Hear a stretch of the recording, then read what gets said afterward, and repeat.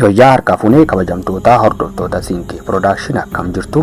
Har'aan tanas sagantaa biraa qabannee isiniif dhiyaannee jirra. Sagantichi kennaarra gaddaa gaazexeessaa Asfaw Mashashaa du'aan boqotuu isaatiin wal qabate kan isinii dhiyeessinu ta'a. Hanga xumuraatti nu faana turaati. Akkasuma warri yuutuubicha kanaaf haaraa taatan yuutuubii keenya sabiskiraayib, laayik, sheer gochuu hin dagatina.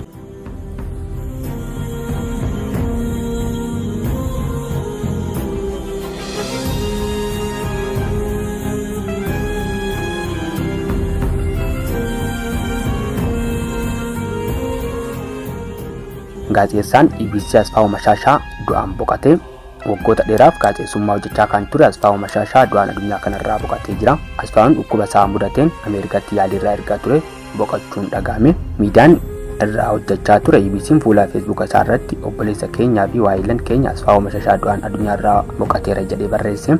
Itti dabalus dhukkuba isaa mudateef yaaliirra turus eeree jira. Asfawun sagantaa isaa jireenya Ameerikaatti Nuurooba Ameerikaa jedhuu fi dilbata EBC waliin Ihudika EBS gaar jedhuun hordoftoota hedduu horateera.